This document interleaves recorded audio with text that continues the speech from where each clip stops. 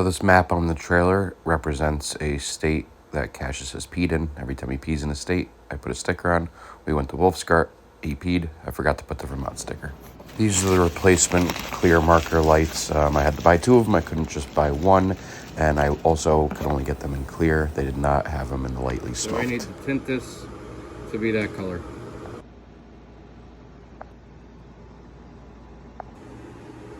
Well, that's about as good as I want to get for matching this. So I spray tinted it and it's way too dark, even though I just did 1 dusting coat and then another dusting coat. The second one, I don't even know if you can count, is it? Just looks too dark. That stuff's impossible.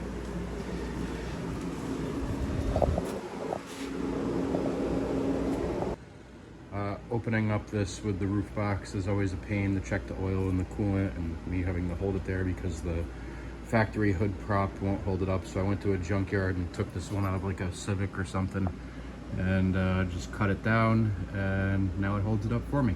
So I keep the factory one in the trunk for when the roof box is not on the car, and then I have this one, which is just I think it was 9.5 inches tall. That's how much room I have to get in there. It's not a lot, but I can get to my coolant and I can get to my oil back there. So it makes it all accessible, and it's nice to not have to hold up the Targa clamshell carrier thing and the glass while I'm doing all this. It was always a pain in the ass. I'd always like stick a water bottle under here to prop it up. I was trying to think how to get this to stay in place because I didn't have a clip for the factory one like I do right there. So I was gonna weld another clip down here, but I figured instead, without being as invasive, I just took some black fabric tape and I put some rare earth magnets in there and taped them up. And now it's a pretty strong thing. At first I shoved a bunch of rare earth magnets in this little rubber sleeve, but there was too much insulation for the magnets. But now it's pretty strong. It's good. Should hold up the bumps. I may go buy a couple more magnets and do some more right next to it, but holds well. So all right, it's the next night. I got myself some rare earth magnets, some more of them from Harbor Freight, and I'm going to tape those on to that thing so that it's stronger when I hit bumps, and I'm just going to keep taping them on until I feel it's sufficient. I also got this compressor fitting kit from Harbor Freight. It was like $17, and a couple other miscellaneous ones, and I'll show you why I got that in a moment.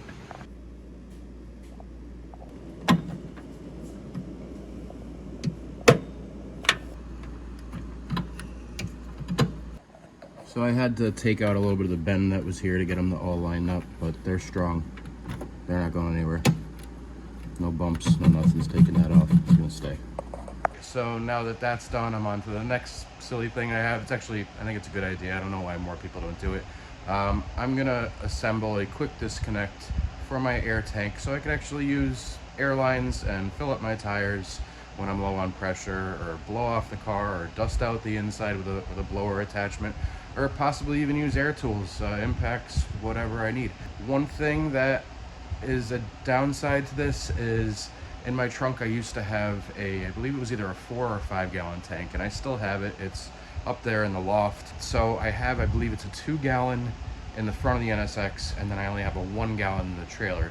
Now I may upgrade the trailer one just because of this and put the disconnect on there, but for now, for tonight, I'm just gonna hook it up to the larger tank, which is in the front of the NSX. So this is how I plan to do that.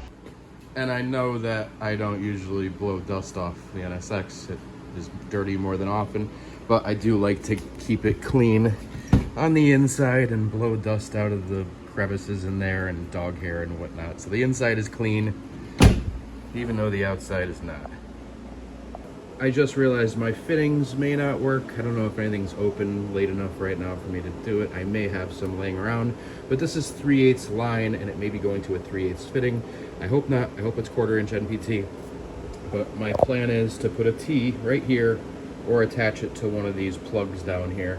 We'll see what I could do. I think those plugs are definitely not going to work. They're too big. So I may have to go to this. There's another plug on this side, but there's not a lot of room for it.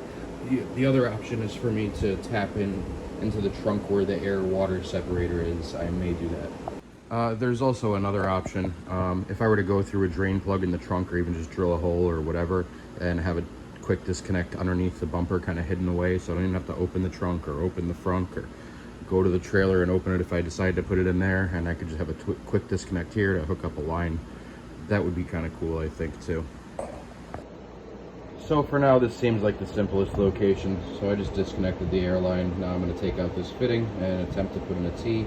Hopefully there's enough room to do everything I want to do here. This is the most easy and straightforward way to put this in right now. It is subject to change in the future. I already don't like it. It's not my favorite, but it is what it is. I'm not promising it's going to stay permanent here. One of the reasons is, ideally, if it was in the back of the NSX, then I would need less line to get to the trailer wheels and to the front all around here. I need more line to go from this all the way back to the trailer. Now, I have enough. I bought that 25-foot piece of line, but if for some reason I did have line that was too short to reach the trailer wheels, I could always disconnect the trailer and roll it towards the line. So again, there's not much I could do with this little whatever gallon tank it is. It's so small compared to the big one I had in my trunk, but for what I do, I needed room in the trunk. But here it is. This is the contraption I came up with.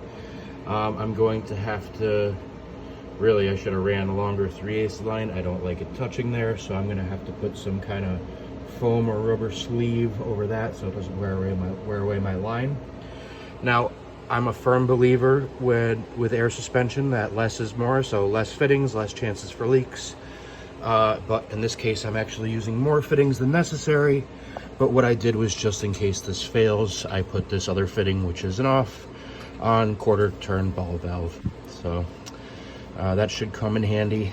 And yeah, hopefully I don't need to use this thing, because I won't have any emergencies where I need to either fill the tank with air from a separate compressor or fill flat tires or whatever. But making long road trips, things are bound to happen. It's better to have this and not need it than to need it and not have it. And I really think everybody that has air suspension on their car should probably just do this. It takes about 5 minutes and it's pretty cheap. There's also one more cool feature that I'm going to show, probably not in this video, it might be a later one, but something I have that's pretty neat that hooks up to this setup. All right, there you go, all set up. Quick disconnect. I was able to adjust this so that that hose is not hitting the air line anymore. Kind of looks like it does from here, but there's actually about a 1/4 inch, so I have some clearance, so there's no rubbing issues. And I could fill my tires and blow dust out of the interior or whatever else. Let the record show it does not blow off mud. A little bit it does. It's also not filled. I'm gonna wait for the compressors to kick on. We'll do that again. On another note, the trunk organizer for this has been very helpful. It's very convenient. So I think I need to get one for here, for the trailer, because it's just kind of a mess in here. And it's not filled to capacity right now, so I'm thinking another 2 right here. I want to use one side for tools, one side for camping stuff. So I'll probably be getting another 1 or 2 of those in the near future. So yeah, that was a success. That shutoff valve I put on should work great. If I ever DB'd, chances of that are unlikely. I don't have stretched tires, but anything could happen. Or if somebody else does on the side of the road that does have stretched tires, I can help them. Drifters at drift events probably won't need help. They're usually all set up with that, with cheater tanks. But yeah, I'm glad I have it. Hopefully I don't need it. I gotta wake up early in the morning. I'm meeting up with Jimmy Oakes. He's gonna take his RX-7. I'm gonna take the NSX. We're gonna go for a cruise up to Lime Rock for Gridlife. I'm excited for that. Should be fun. Stay tuned. Thanks. All right, everybody. Thanks for watching. I appreciate you tuning in. I appreciate the support. Don't forget to like, comment, and subscribe below. And stay tuned for more videos coming shortly. I try to release one every week. Thanks.